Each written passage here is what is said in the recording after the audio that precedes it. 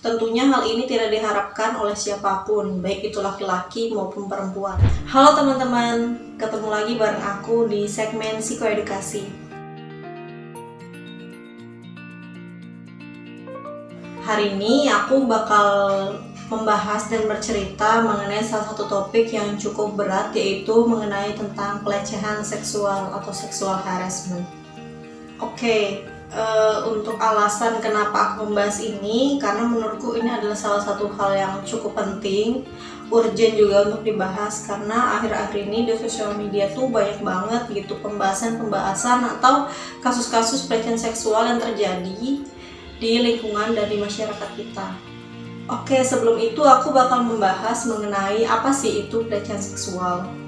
Menurut sebuah penelitian yang dilakukan oleh Karina Rizky Rahmawati pada tahun 2021, pelecehan seksual adalah segala aktivitas yang bermuatan seksual yang dilakukan seorang individu ataupun sekelompok individu terhadap seseorang yang dalam hal ini tentunya tidak diinginkan gitu dan tidak disukai oleh orang tersebut. Dalam hal ini orang tersebut yang dilecehkan secara seksual itu bisa kita sebut sebagai korban. Lebih lanjut lagi, tentunya banyak banget nih dampak negatif yang menyertai dari korban-korban yang mengalami pelecehan seksual ini, seperti kecemasan, kemudian ada juga malu, tersinggung, marah, merasa tidak berharga, bahkan juga ada yang sampai kehilangan kesuciannya, serta dampak-dampak negatif lainnya. Lebih lanjut, dalam penelitian ini terdapat 3 tingkat dalam pelecehan seksual, yaitu pada tingkat ringan, pada tingkat sedang, dan tingkat tinggi.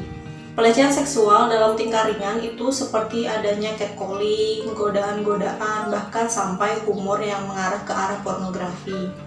Pelecehan seksual tingkat sedang itu dapat berupa meraba, memegang, menyentuh, bahkan sampai ajakan untuk berkencan. Kemudian pada tingkatan berat, pelecehan seksual ini seringkali terjadi dalam bentuk penjamahan, pemaksaan untuk berhubungan seksual, bahkan sampai pemerkosaan. Untuk pemerkosaan sendiri itu sebenarnya sudah termasuk dalam kejahatan seksual. Lebih lanjut lagi, aku mau bercerita aja sih ke teman-teman terkait dengan pelecehan seksual ini.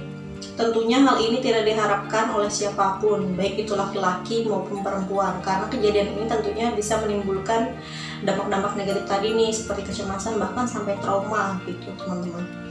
Namun ada juga nih ternyata korban-korban pelecehan seksual yang berani speak up gitu untuk melapor dan bercerita kepada teman-teman atau orang-orang terdekatnya. Namun mereka malah dianggap berlebihan, lebay, atau juga diminta untuk bersabar, ini adalah sebuah ujian.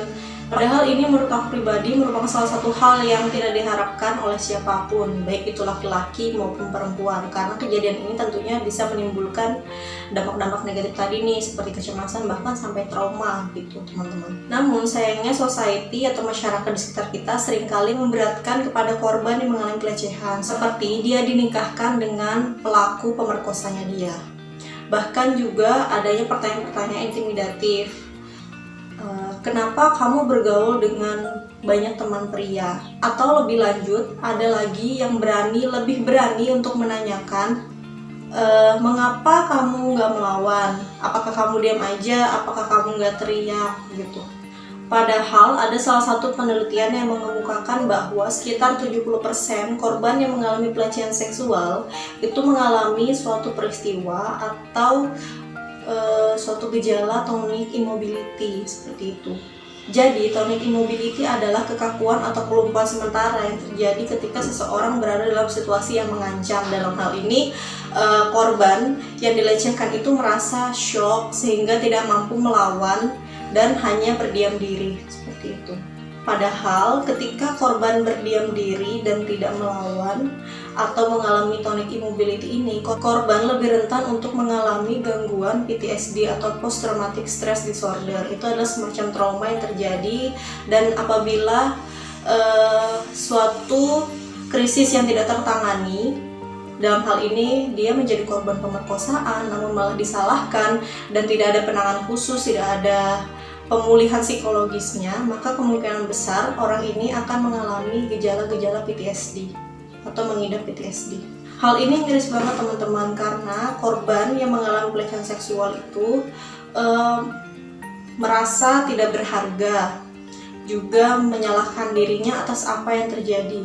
Dalam hal ini, dia menyalahkan dirinya kenapa tidak lebih bisa menjaga diri, atau merasa hal yang terjadi pada dirinya adalah sebuah aib.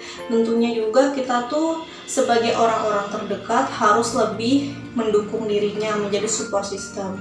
Oke, jadi aku mau mengajak teman-teman sekalian untuk lebih aware kepada korban-korban dan perilaku-perilaku yang dalam hal ini melecehkan secara seksual, agar bisa lebih speak up, agar bisa lebih mendukung keluarga-keluarga bahkan teman-temannya yang menjadi korban, tidak menyepelekan hal tersebut, dan juga berani untuk melaporkan pelaku agar tidak ada terjadi korban-korban berikutnya.